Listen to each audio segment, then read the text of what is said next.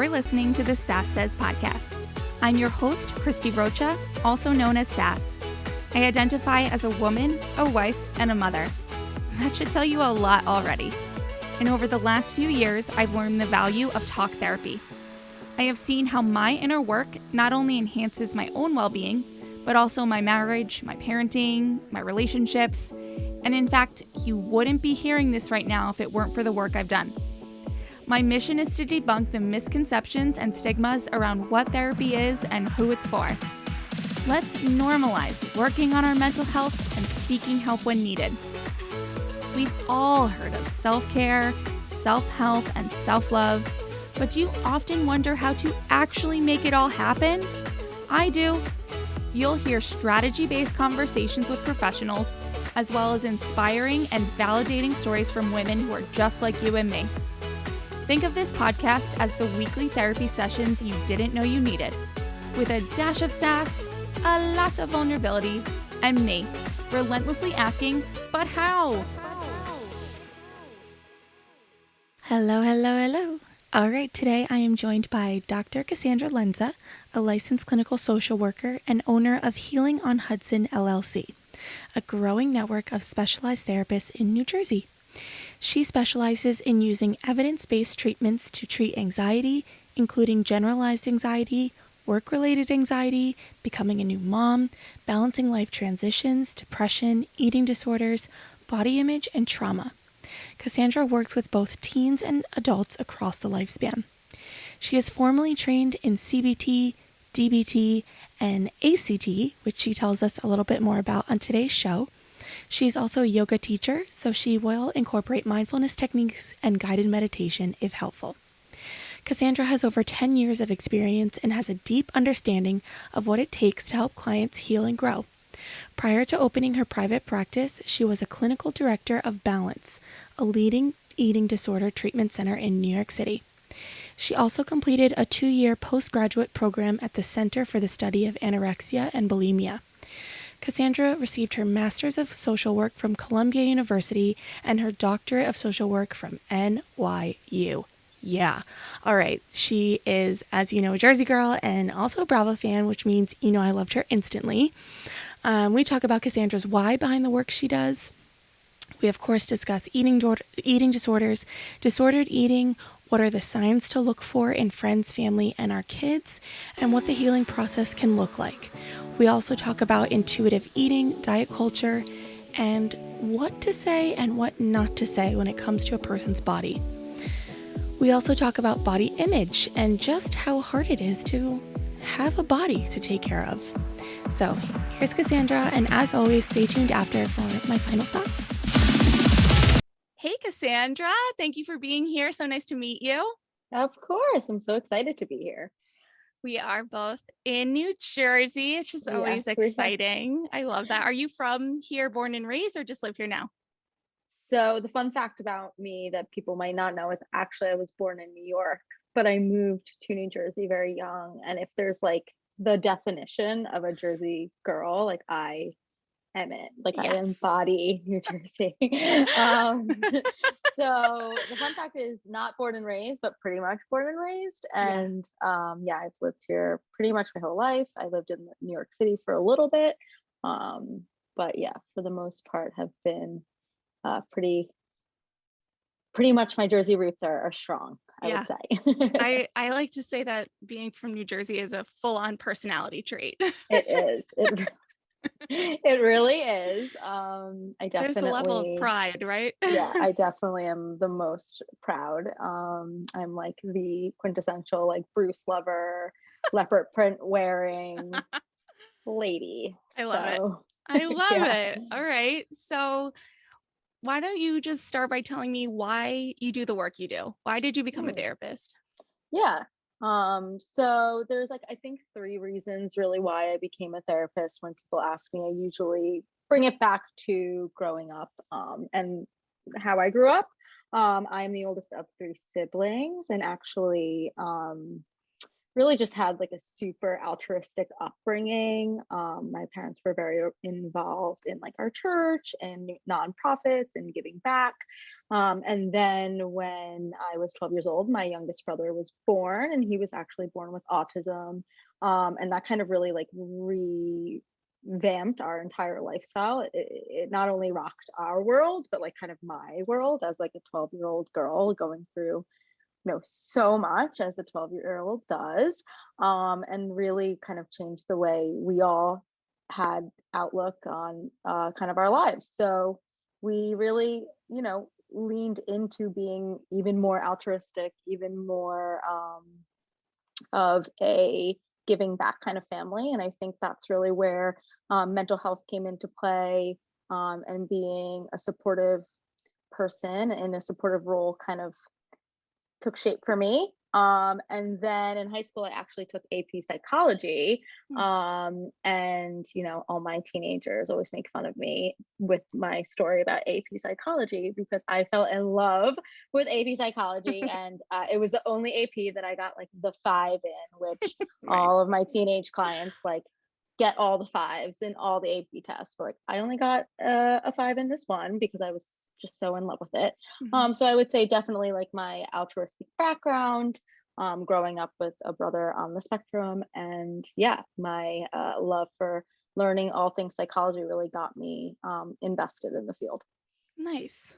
I I like that mostly because I actually find it pretty rare that someone like as young as high school would just find a field, love it, and stick with it. I stuck with it. Yeah, and I was going to be a fashion designer, and I was like so into fashion design. I'm so into fashion, like we're talking from my closet right now. And I love like aesthetics, interior design, fashion. But yeah, something just kind of changed in me when I took that course, and through what I had been through, really just sunk my teeth into learning about the brain and psychology, and that just kind of changed my kind of my course in life, which I'm really grateful for. And if you ever talk to any one of my family members, like we're all grateful for kind of what our youngest brother brought us. So we're all pretty invested in like kind of the mental health arena and spreading awareness for mental health. Nice. And where you are now, what do the boundaries look like between you as a therapist and maybe your family, and how where's that line for you? Is there a Yeah, that's line? such a good question. I think it's less about being a therapist and more being Italian American and having Fair. there's like no boundaries in an Italian American household. Yes. We have to really work. I think there's like 5 of us in like my immediate family, and then like there's thousands of us in the kind of intermediate family, I call it. But I mean, I think boundaries just as a therapist in general with my friends and family. I think my friends and family, I think, know to really ask before kind of unloading emotionally onto me, because I just like sometimes don't have the same capacity that someone else would. And all my friends and family like really respect that boundary. And I'm so grateful for that, because when you work with clients all day long, like the last thing you can kind of do is like give more without recharging. So like a lot of times when I'm done with work, it's like phone is on do not disturb and I'm watching Bravo, and I'm like sitting on the couch and just like letting the stress of the day kind of melt away. So I think it's really a great boundary that my family and friends are super respectful of. Mm-hmm. Do you find that you can be objective when you do allow them to unload and you give your feedback, No, or no?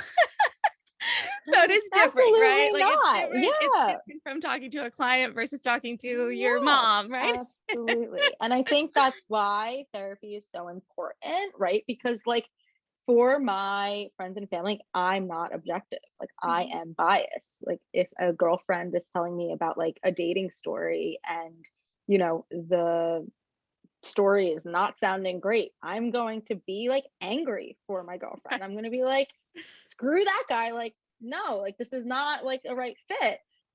Which I would never say to a client, obviously. And I think that's the joy of being a therapist and having a therapist. Like, you're coming into this unbiased, objective space, and the therapist doesn't, obviously we're protective over our clients, but we would never say, maybe something so candidly or so uncalculated as we would with our girlfriends or our friends or my husband or my loved ones. Like, it's definitely through the lens of proper therapeutic treatment that we talk about stressors and problems. And so, yeah, there's definitely a difference.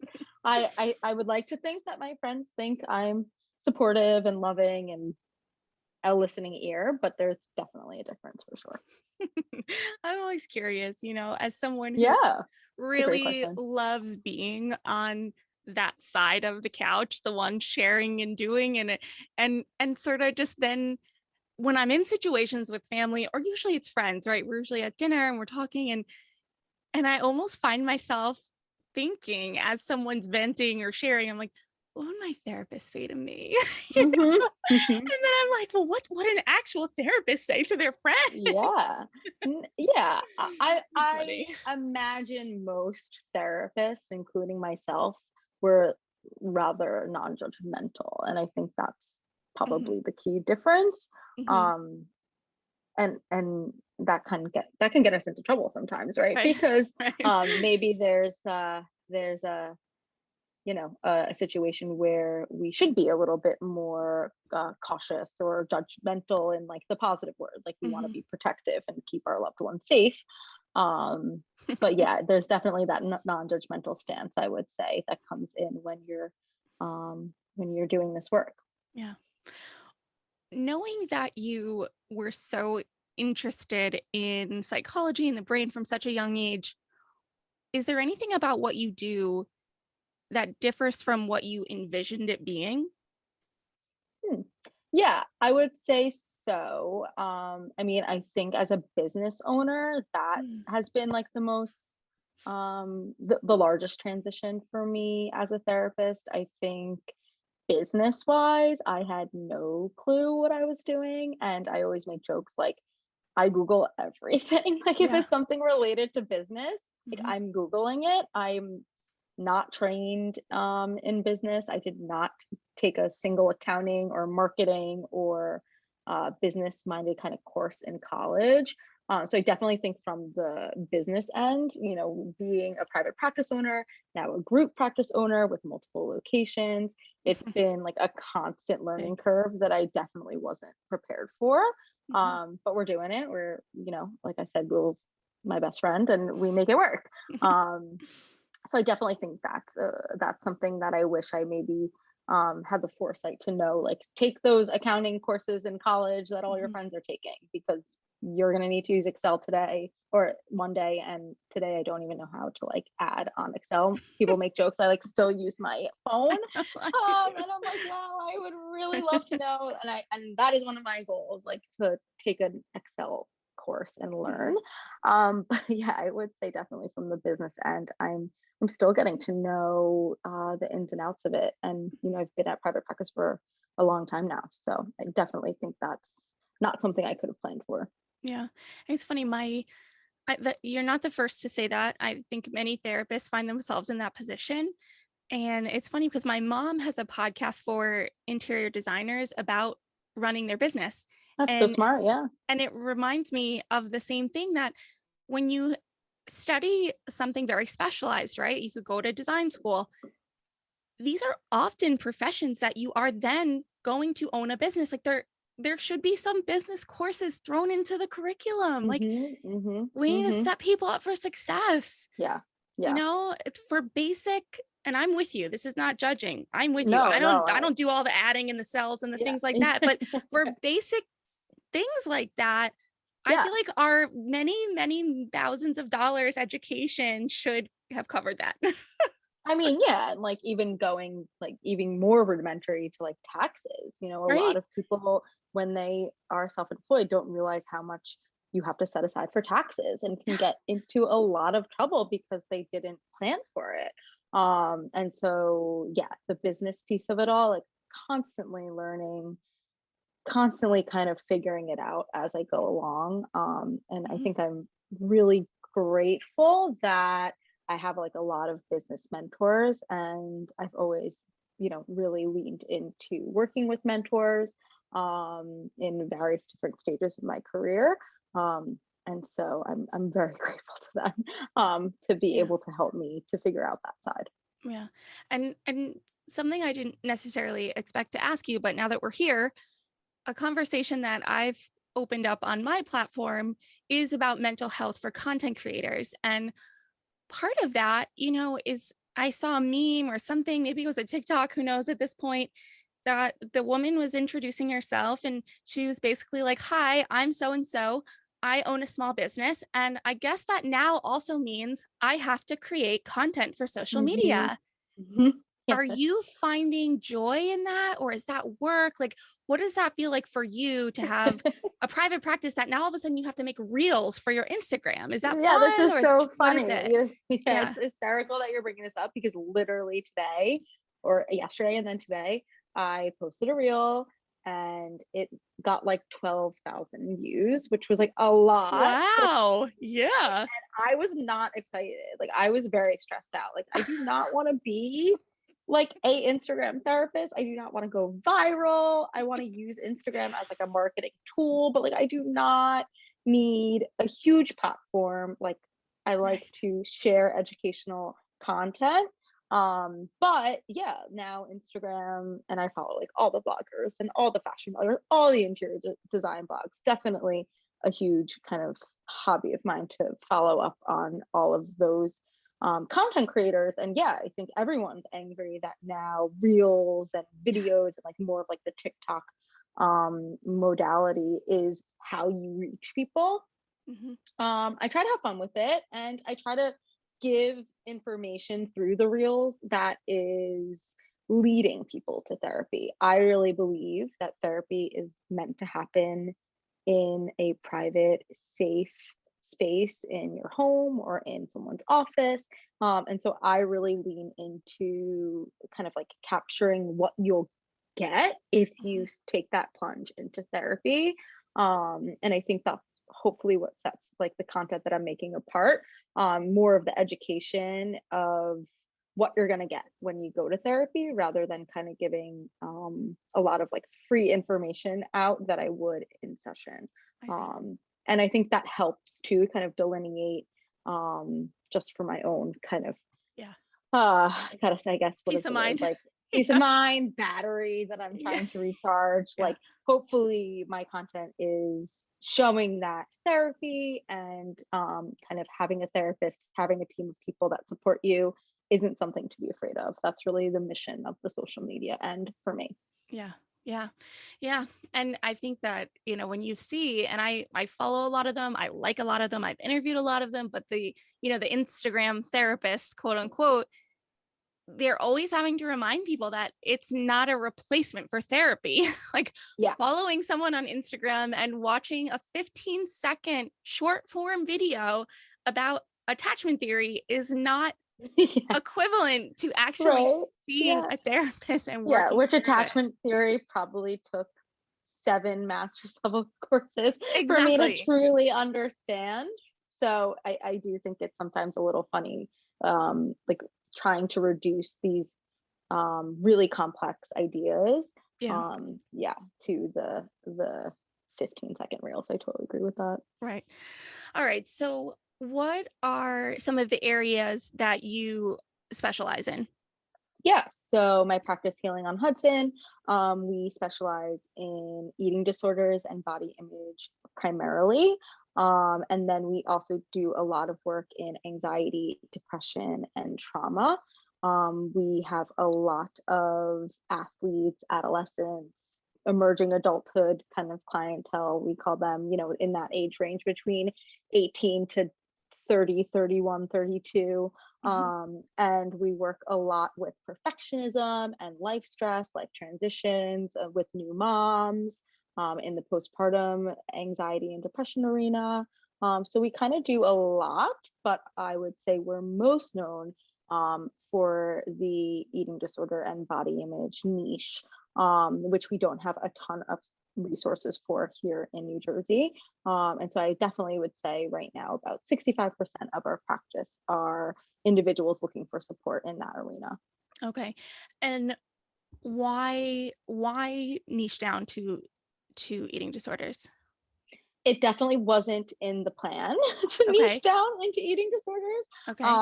I kind of fell into the field earlier on in my career. And then actually, because I was seeing so many clients who were struggling with eating disorders or body image issues, disordered eating, compulsive exercise, I actually went to a what we call a psychodynamic training, which is kind of like the next step for a therapist to hone in on a specialization in eating disorders, in the treatment of eating disorders. So because I was seeing a lot of these issues pop up in my clients, I knew I needed more education. Mhm. And then once I got that certification, it all started to snowball. I Yeah. got, a job in a really well-known treatment center in New York City. I was their clinical director. And so, we were working with eating disorders day in and day out. And then, when I was ready to open my practice, it made sense. Specifically at the time when I was getting ready to open the practice in 2018, I was living in Hoboken, and really I had yet to find any therapist who was specializing in eating disorders to connect with, to even have a coffee with. Mhm. So I believed that if I opened up a practice that specialized in Hoboken for those specific issues, it would really fill a need. So that's kind of how it happened. Mhm. Do you find that working so closely to this topic now, has that had any impact on you and your relationship with food and your body and eating? I would say the reverse Ah. happened. Like as a young adult, obviously, as a um, 20, 21-year old growing up in the world we're living in, I had a lot more thoughts about my body, thoughts about my food. But now being immersed in kind of this anti-diet framework, in this Mhm. all foods fit, we call it, framework, where Mm. pizza is a cupcake, is a sushi roll, is, you know, a salad, I have less thoughts about food in my body. And, bodies shift and change. My body shifts and changes, and it just feels less, um, what is the word? Close. Because I have a lot more tools through learning all these tools, using all these tools with my clients. So I would say even the reverse, like it feels way less of an issue for me in my everyday life, because I am armed with so much more information than I've ever been armed with before. Mhm. You're a millennial? Yes. Okay. Yes. Yes. So, and just for context, I'm curious, I've spent a lot of time over the last year, talking to people, reading about diet culture and really Hmm. trying to unpack it. I read the intuitive eating book and Yes. I'm doing the whole thing. I love it. And one piece of the conversation that tends to come up in a lot of these books and podcasts and things like that is, as millennials, right? Like I can remember when the covers of magazines were all, the stick, skinny, rail thin celebrities who have, many of them Hmm. have come out and said that they were very unhealthy at the time, Yep.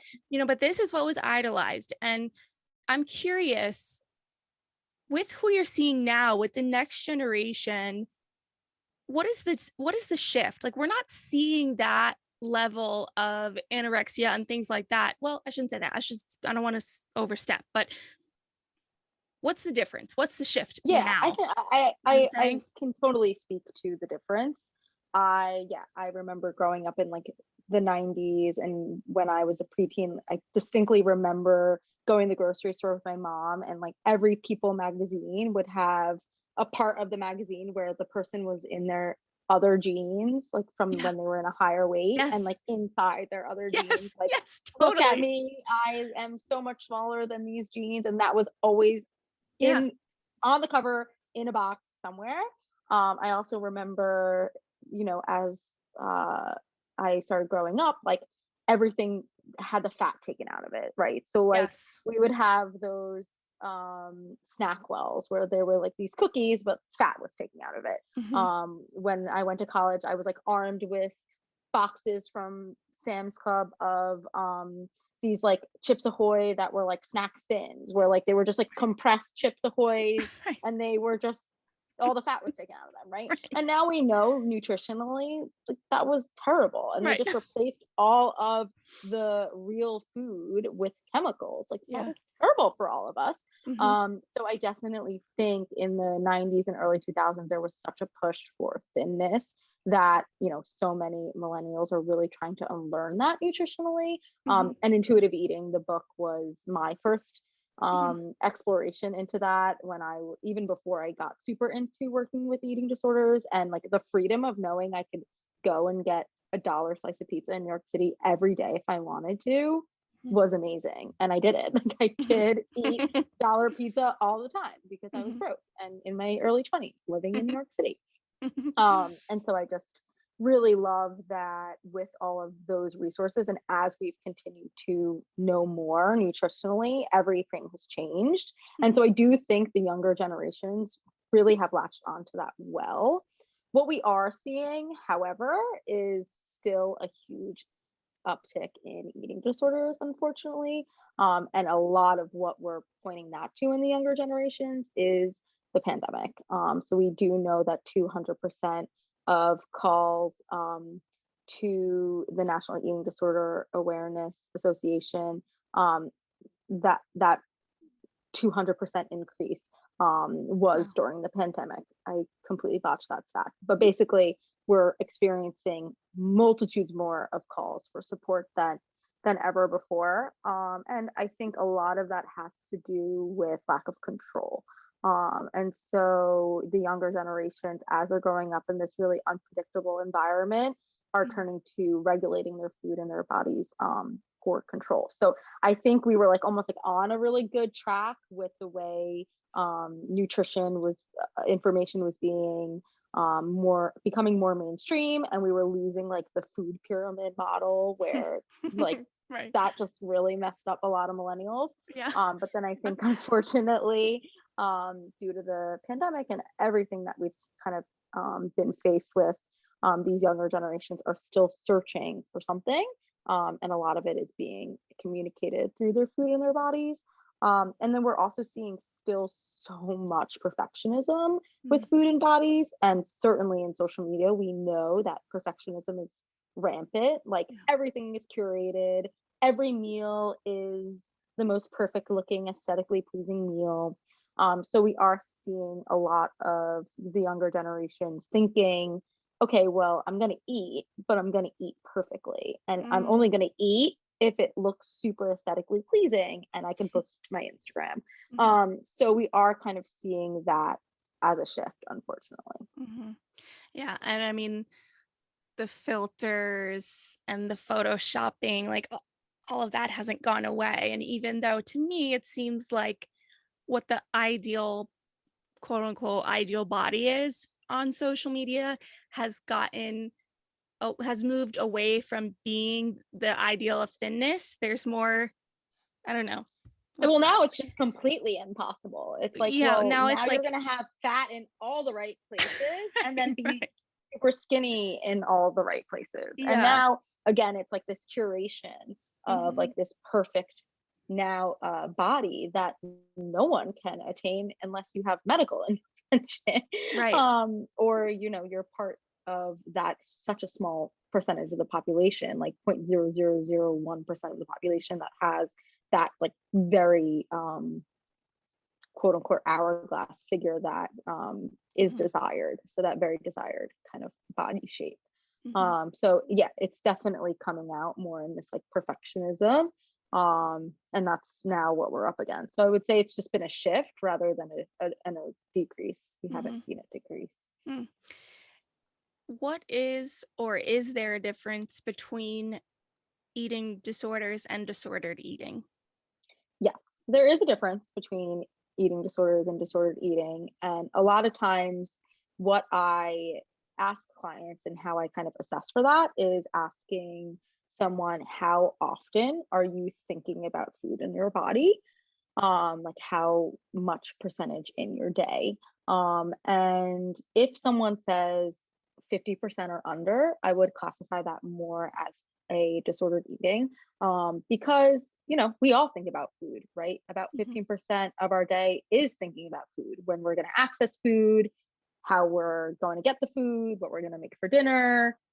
Do I want takeout? Do I want to cook? So 15% of our day is already kind of involved with food. But when it starts to kind of creep up to that 35%, 45%, 50%, I could say that's, more of the disordered eating territory. You're kind of thinking about it too much. And then obviously, if someone says 75%, or I'm always thinking about food, I've even had clients, and there's research that says people can think about food 105% of the time because they're dreaming about food. Mm. And then that's really when we're getting into that eating disorder territory, where it's really impacting your everyday life, your activities of daily living, you socializing. So I would say a lot of people exist on that spectrum where they're struggling with disordered eating, or a body image issue, or even like guilt around exercise. But then when we're creeping up to those higher percentages of the day is really where we're probably diagnosing a clinical eating disorder. Mhm.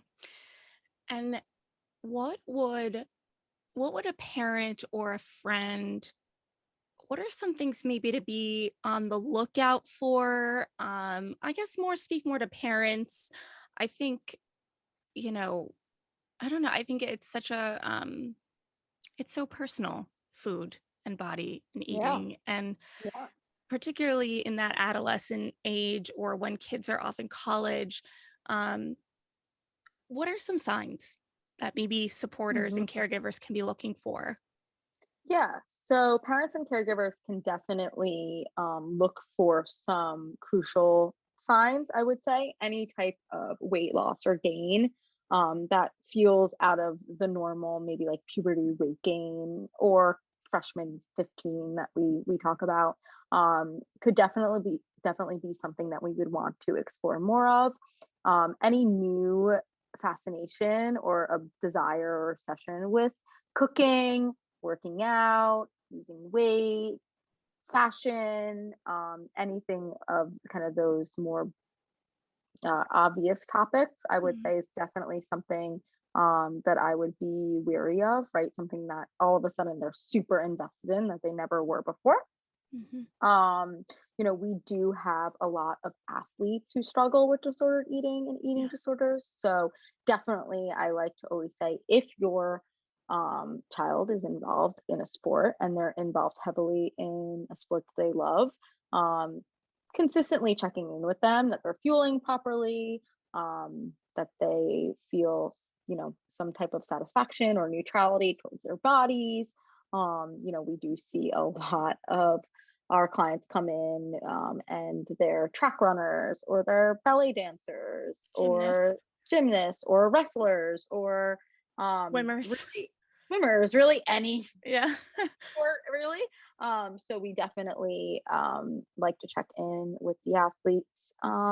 But yeah, I would say those are like my main kind of markers. Definitely some significant weight loss or gain, desire to lose weight, and this like new found preoccupation or worry about your food, body, weight gain, sports, Mhm. etc. Mhm. And what are some of the ways that, whether it's parents with kids or just like in society talking with people, how do we talk about food, body, exercise in a sensitive way? Or do we just not talk about it at all? Like, it's a changing climate, I think, out It there. is. And It is. whether it's about food or anything else, I think there is a larger movement to just be more empathetic and sensitive to everyone's situation. I like to think. Or maybe this is just the type of people that I follow and Yeah. Yeah. interact with. But, you know, I also think, and I'm getting long-winded now, but I think that unless you have experience either, with an eating disorder or someone close to you, you don't know what you don't know. So Yeah. what do we say? How do we talk about this in a way that's not going to send someone, over the edge? Yeah. No, that's a great question. I think first and foremost, just not commenting on people's bodily changes, Mm, like that eradicates so much of the stress and anxiety for so many people. I mean, I think we all know older generations, like when you see them at Thanksgiving, they're like, "Oh, looks like you put on a few," or like yeah. something like that. Like that Right. was very more normalized in the older generations, and I would say that's slowly becoming like an obvious no go. Hmm. But I would even take that step further and say don't comment on people's weight loss.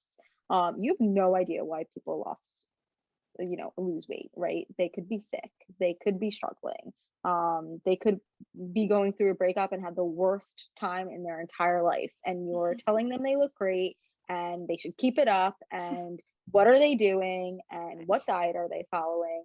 And I really think what happens is when it comes down to the brain is that like actually changes someone's neural pathways in their brain, like that feedback actually changes someone's brain, to believe that whatever they were doing, no matter how they were feeling, no matter what emotion they were experiencing, no matter if they just had a baby or they just went through chemo or um, they just lost their job, no matter what happened, that there was this positive that came out of it, that was this validation that weight loss is good.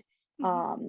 And I think, if we removed that, we would have a lot less of this preoccupation for losing weight as this like response to solving all of our problems. Hmm. And that's the way people's brains change and can be a little bit of like the gateway drug to a real problem, a real eating disorder. Hmm. I think also removing the diet talk. Like we know that diets are putting people at risk for eating disorders. Like when you diet, there's a subset of the population that when they diet, it just goes too far.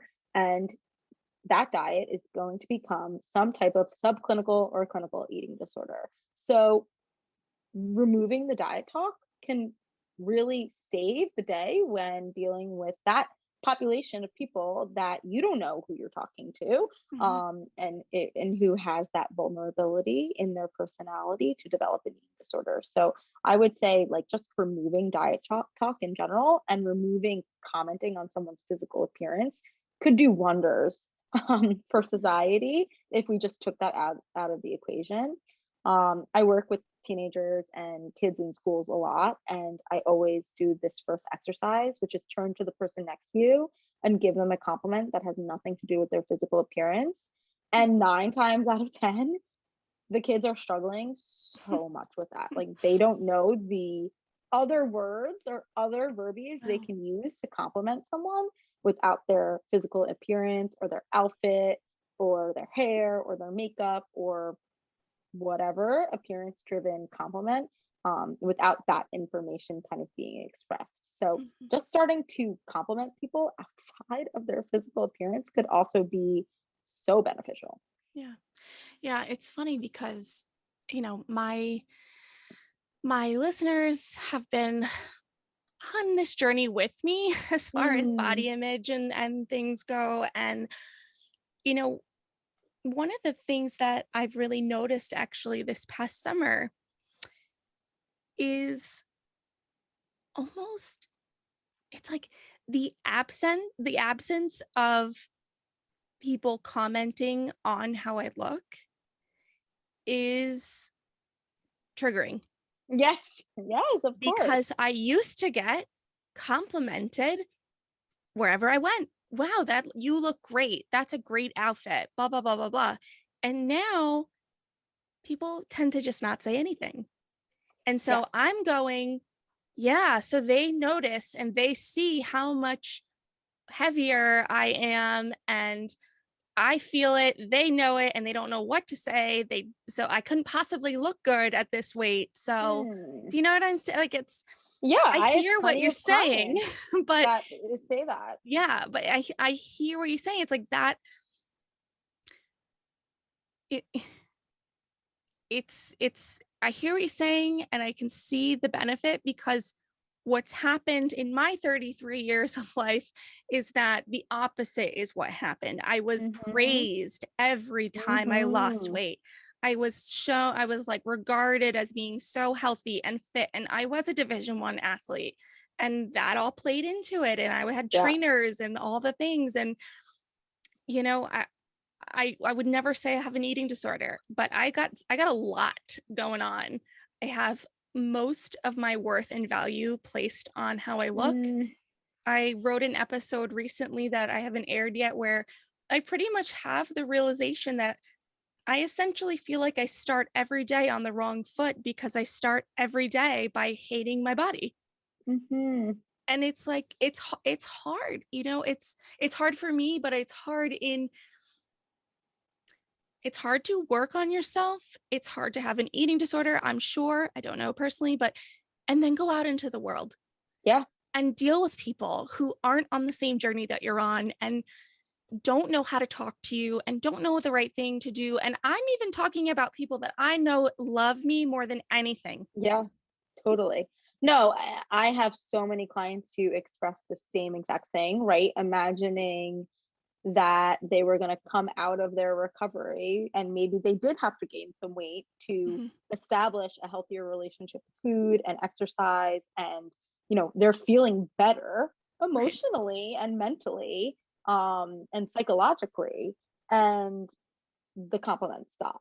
Right. So how confusing is that Yeah. I'm feeling better, I was in the worst place I've ever been, I wasn't feeling good, I wasn't feeling loved, I didn't feel like I could love myself, my hair and nails were brittle and breaking, my skin was bad, and now here I am on the other side, I'm feeling good, and no one's saying anything. Yeah.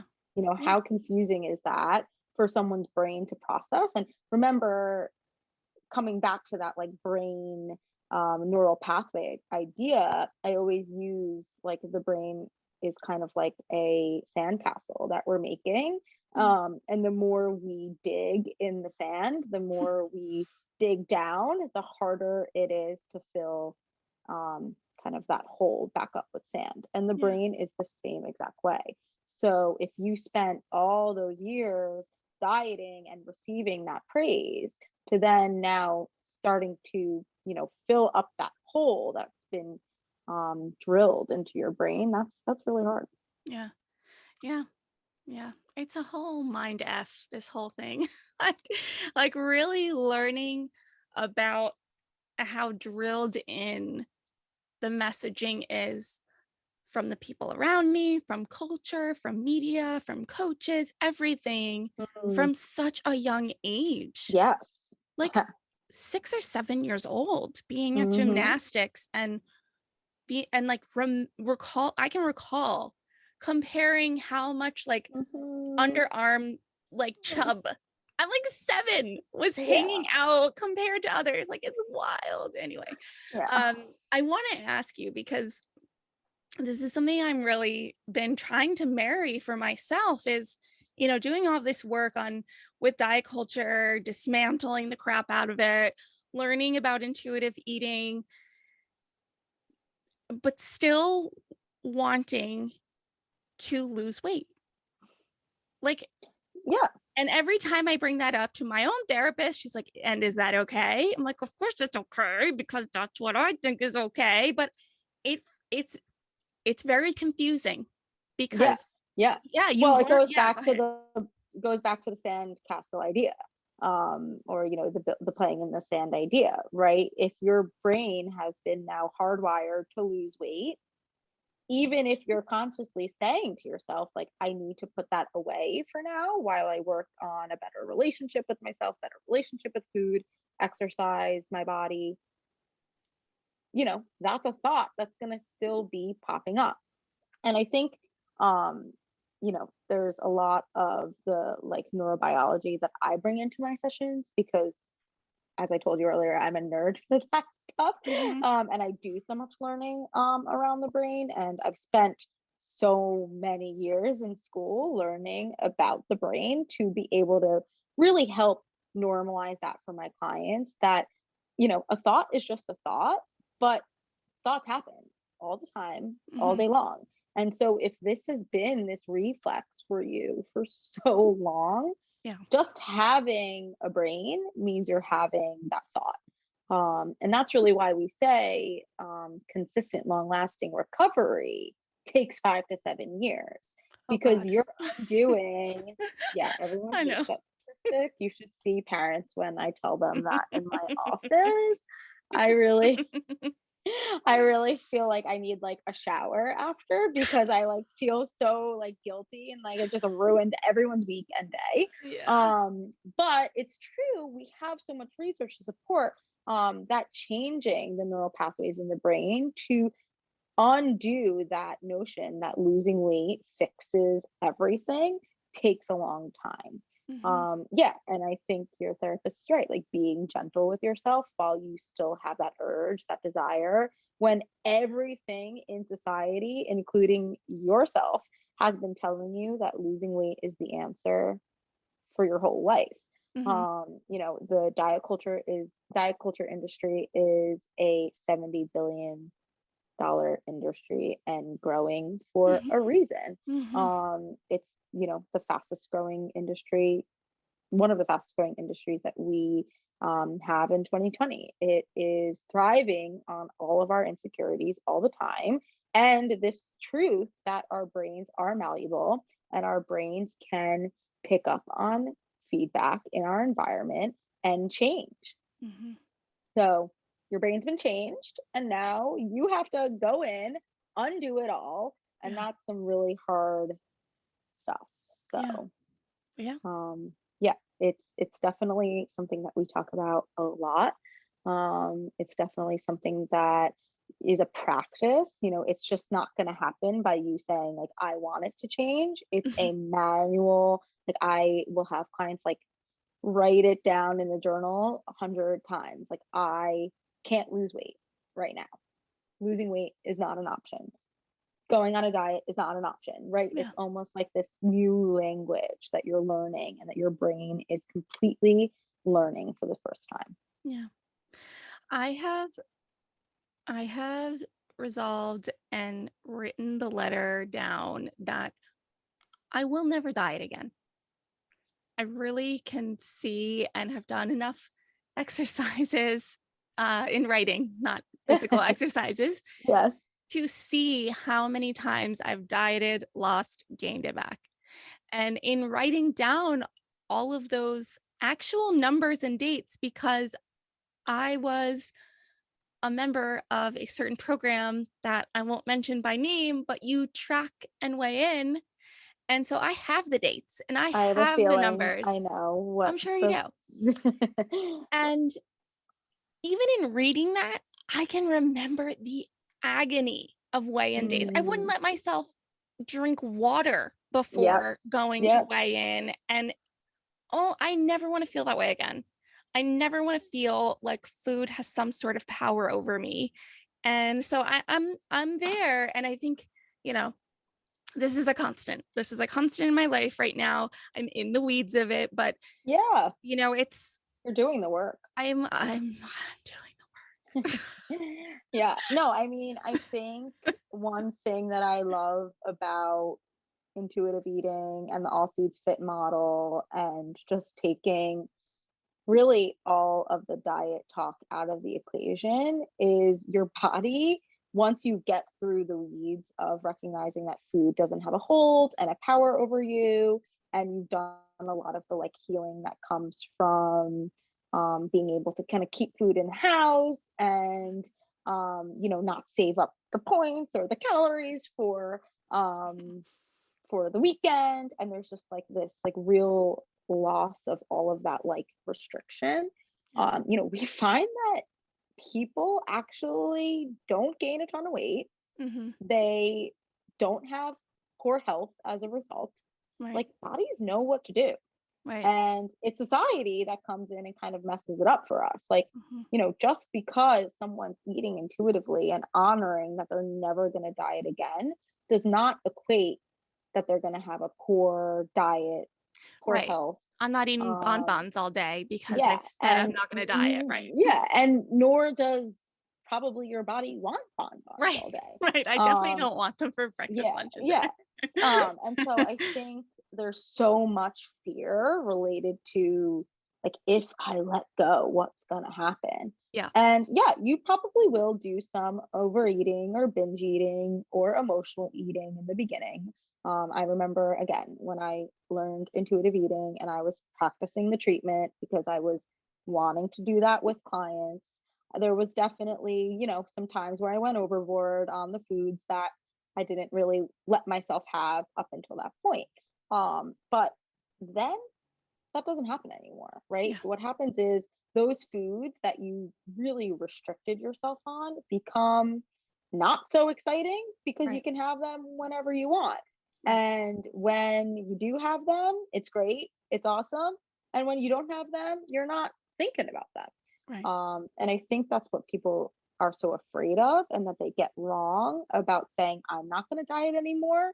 It doesn't mean that you're going to go off the rails forever and you're going to want pizza and cake and cookies all day long. It really means that we're bringing it back to biology and we're not letting society dictate what you're going to do and how you're going to fuel your body. And Yeah. that's a really key point. Yeah. I found that I definitely went through a phase of almost like testing it out. I'm like, okay, Yeah. I'm not really berating myself after I eat anymore, but I haven't really like tested it. So I the one example I can think of is that I typically have avocado toast for breakfast, and I would typically have it on this little sandwich thin that's like cardboard thin. And I was like, oh, let me get some really nice Italian, Yes, I French love that. bread, like whatever. And it got to the point where I had it so much that now I'm at the store and I look at it and I'm like, you know what? I don't actually feel great after I have all of that. It's nice to mix it in, but I don't feel compelled anymore. And there are days where I actually prefer the thin sandwich Yeah, because yeah, I want to eat lighter, and that helps me feel more energized in the morning. And it's really interesting. And it I is. It yeah, is. it's It's something that you have to go through yourself. And yes. I think, every time my client goes through that kind of intuitive eating protocol, whether it's with me, whether it's with their dietitian, working in tandem with each other, I always like to say, like, intuitive eating is really like the PhD of eating, Mm, um, because it really takes a long time to get to that place where you're recognizing like food really just does not have the same hold on you that it used to, and you can really know innately what your body needs. It's definitely something that takes a long time to figure out. I did intuitive eating in 2014, mm. so I think I'm almost at like the 10-year mark, the 8-year mark of doing intuitive eating. And, I think it's a really great practice and something that most of my clients are working towards. And that doesn't mean that it's perfect all the time. And a lot of times it's some peaks and valleys along the way. But it's really just bringing it back to what our bodies were designed for, eating when we're hungry and stopping when we're full. Yeah. So what are some examples of working with you and healing? Like how are you incorporating intuitive eating, and what are some of the other things, for lack of a better Yeah. word, that you would Yeah. do with a client? Yeah. So, like I said, intuitive eating is definitely like a very high level skill. So, a lot of our clients that are coming in, we're not talking about intuitive eating right off the bat. What we're talking about is developing a really solid support system Mm, early on, which, like I mentioned, there will probably be a dietitian in the mix. The dietitian will help, obviously, on the nutrition end, set up a meal plan that a client's going to follow. a doctor, because eating disorders can really ravage our physical health. And so we always need a doctor kind of on the team to support physically. And then, the other part of the triangle is us, the therapeutic end, the emotional piece. So we have a team of people that help a client kind of step in the right direction from a physical end, from a nutritional end, and from an emotional end. And a lot of the work in the beginning is getting that really 3-tiered support network in place. And then we get to work. We use a bunch of different treatments. There's all these different like acronyms, but there's cognitive behavioral therapy, which is the most well-researched therapy for anxiety, depression, and eating disorders. There's this other one called ACT and ACT, which is acceptance and commitment therapy, which is my personal favorite. I love ACT. I use it all the time. It's about values and how our values can be a real guiding North Star in our lives. So most people will say that they can attest to the idea that one of their core values, what makes them who they are, is not being thin. When we think back on our lives, Seems simple on our enough. deathbed, Yeah. like being thin is probably not on the list. Right. And so that therapy really leans into values. We have DBT, which is dialectical behavior therapy, which is how we help clients manage urges, right? Like, I had a bad day, the ice cream's in the freezer, like all I want to do is go eat it. I'm going to use these different skills to manage that urge. So there's so many things we use in the toolbox. And myself and the other clinicians in the practice are all really well trained in those specific therapies that work for eating disorders, body image, anxiety, depression, that kind of spectrum. So we really lean into the therapies that we know work, and giving a client a toolbox, which can feel a little bit different than maybe your traditional talk therapy, where you go in, you sit down, the therapist looks at you, and then you're expected to bring in whatever you're going to bring in, and you talk about it, and then you leave. It's a little bit more action oriented, but that's how we see results, I think. So there's obviously a support component, don't get me wrong, but there is a practical component as well. Okay. All right. And I have another question for you, unrelated. So is there anything about eating disorders and this type of treatment or recovery, or anything that is really important to add to this conversation that I didn't think to ask you, or anything that you want to kind of leave the listeners with when it comes to this topic? Yeah, I think we didn't touch so much on body image, which is like another huge piece of our work. Okay. There are plenty of people who struggle with body image that will never have an issue with their food. Like, they eat fine, they Interesting. exercise fine, but it's the way they feel about themselves, their core self-esteem, their core body image, is the issue. We also have a lot of great treatments for that. And a lot of it has to do with starting to see yourself in a different way, starting to see yourself in a new way. And we do a lot of work with that as well. We have great treatments in like mirror exposure, we call it, and even shopping exposure. So like, I've gone with clients to the mall and to different stores, clothing stores, and helped them do mirror exposure, how to walk into a store and not leave hating yourself and hating your body because you're using different tools. So a lot of body image work is also that like practical component that we think about. And I think body image is something that everyone struggles with. No one that I know of is walking around naked like Adam and Eve, quote unquote, did, and is like feeling the most comfortable in their bodies. So there's a lot of cool stuff you can do with body image. And I think, unfortunately, a lot of people suffer a really long time with body image without seeking that support. Yeah. And thank you for saying that, because for me, not having ever experienced what it's like to have an eating disorder, but someone who can relate to everything you just talked about as far as body image, I'm realizing that I make a point of saying body image, and I also make, I didn't ask you about it because in my mind, I'm doing the thing where I'm like, well, it's not as bad. So talk about the thing that's Mm, worse.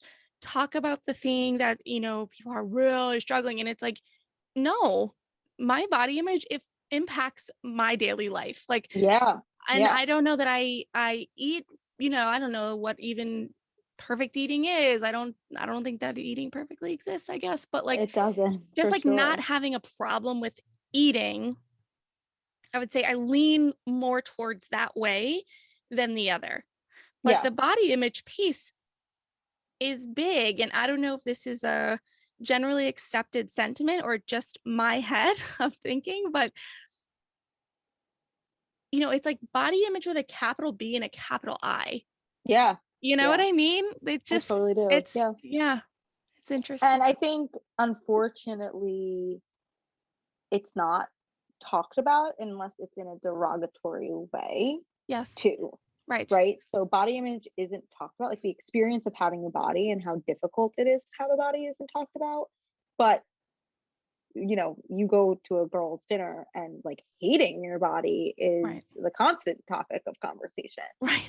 So I Right. think a lot of um relief can be found in just like the knowing that having a body is really challenging. Mhm. The experience of living in a body where things can go wrong, things can break, things Mhm. can feel different one week to the next, especially as a woman. Right. It's I think something that we don't nearly talk about enough. And it's still something that plagues a lot of people. I would also say like going to the doctor, and the doctor being something that's often so focused on weight, so focused on that Yeah. number, and body size is also like really challenging. So I encourage a lot of my clients to go in and say like, either weigh me blind or don't weigh me at all. I don't want like my weight to be this huge under or overarching idea of this conversation. Like I want to have a well-rounded approach to health. And I think that's the only time I get weighed. I don't have a scale in my house. I don't believe in scales. I don't really think they give much information to you at all about your health at all. And that's definitely something that could be, even if you're listening today, like that first step, like not weighing yourself every day. Because if you weigh yourself every day and what that number is says it's going to be a good day or a bad day based on that number, again, going back to that sand imagery, right? We're digging that idea deeper down into your brain, deeper down to the neural pathways. I step on that scale and that scale tells me good day or bad day.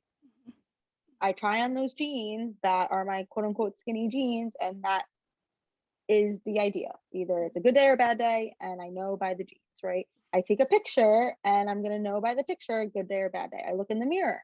So I think there's so many opportunities for us to hate our bodies in the course of a day. And a lot of the work in body image is starting to pull back on those behaviors, until you're ready to re-interface with those scenarios without it turning against yourself.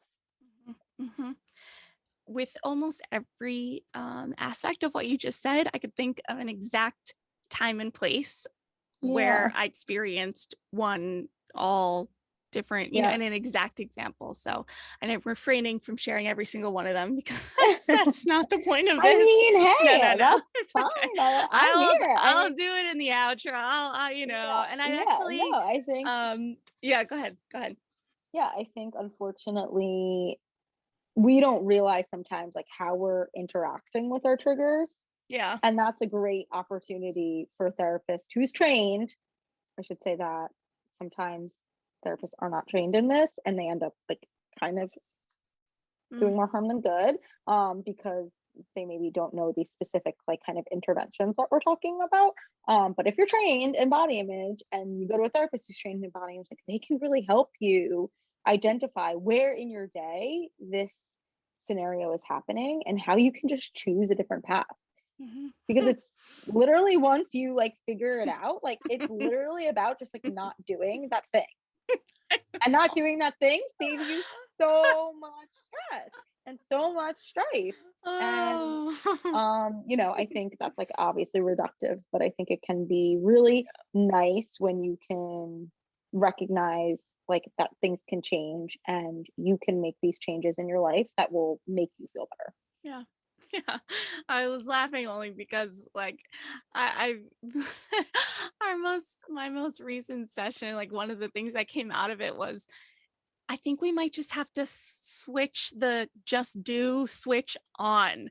Like just get dressed. Just, Yeah, just yeah, do. And it just reminded me of that. But yeah. anyway, the last thing I want to ask you doesn't have to be too deep or anything, but I always like to ask, how do you take care of yourself? What's your self-care routine look like? Do you have one? What are you into right now? Well, I mentioned Bravo. Just kidding. Yeah, hello, I, that's mine. I love Bravo so much. uh, Everyone who knows me knows I love like just like the crappiest television. It's just yeah. like so funny because like I'm a pretty cerebral person. But man, like I just love Bravo and like reality TV Mhm. and but besides that, I think obviously doing this job is really hard. Mhm. And I've now that I've gotten at this place in my career where like I can really lean into setting really positive boundaries for myself, I do.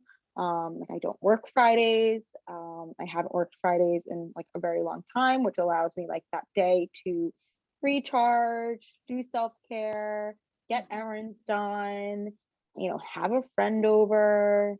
Um, so I think setting a boundary of like having 3 day weekends for me has been so crucial, which I know not everyone can do. And I Right. feel really blessed that I can do that now at this stage of my career. Um, but obviously, I don't think, you know, getting my nails done and like my hair done is what does it for me. I think it's consistent work in myself, in my mind, in my body, moving my body, doing yoga, doing Pilates, taking walks, getting outside. Mhm. Um, yeah, connecting with my friends and family is huge. I'm very extroverted. So like on the weekends, that's probably what I'm doing. So I definitely have like a lot of tools in my own personal toolbox, but I definitely, you know, practice doing it. I mean, there's definitely times where there's like no motivation and Yeah. I'm just completely wiped and exhausted. And those times are actually like the hardest for me because, you know, I can really struggle with some dark thoughts when I'm not like actively doing something. Mm. So just slowing down sometimes is like an effort in and of itself, in a way of self-care, like in and of itself. Mhm. Because I can certainly move at the speed of light, Mhm. and forget that I need to take time for myself and slow it down. Mhm. Is it is it wild to watch Housewives as a therapist? Like, are you It's well, psychoanalyzing them? lately, lately I've like kind of not been able to watch like the latest Housewives because like it's so It's crazy. very Like crazy. it's I like know. almost like getting to, and some of it's like, you know, now it's so like everyone has a lawsuit, everything's Yeah. like real world, everything Yeah. is then so I'm like, I was looking for like the very OG Housewives where it's like Vicky and Tamara going at it over like their Puerto Vallarta vacation. Like, Right. can we Right. just bring it back down Right. to Right. like it not feeling very real world? Yeah. But I mean, like, I just love like really fun, fictional, essentially TV.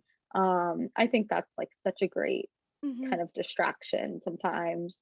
But I would say, you know, there's times where I can't like handle that. I have to like, Yeah. you know, go read a book Yeah. or like, you know, go just completely do something else. Yeah. It's funny because my husband often is confused why I like watching that stuff. And when you said that, you're pretty cerebral and it seems maybe not fitting for you, it's like that's why it fits, Yeah. right? Yeah. Because otherwise, at least for me, I'm like, oh, what podcast can I listen to that's going to, push the self-development needle I forward? It's like, know. God, just Like, shut up yeah, sometimes. yeah. You know what I Sometimes mean? it's just too much. Yeah.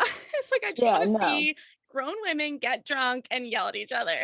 Yeah, no. I mean, one of my favorite like TV series of all time, to bring it back to where it all began, what is The Sopranos. And like I love Yes. The Sopranos, Yes. but like sometimes can't watch it because I'm like, oh, a lot of Sopranos is therapy oriented. Like Yes. so much of The Sopranos is about like the main character's experience in therapy. Like how wild is that? Right. That like really always comes back to like the brain and how we behave and how we interact, even in a lot of like our pop culture. So Right. yeah, I think there's definitely times where it's just, the easiest route is something so ridiculous. Totally.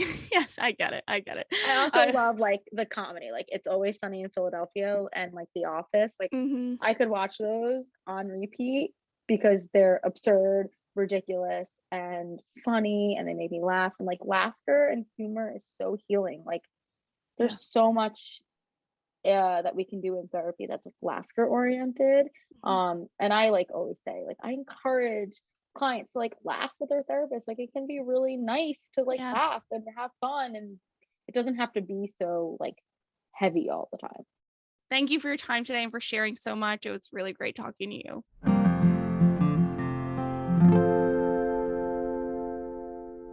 Idea of body image with a capital B and a capital I.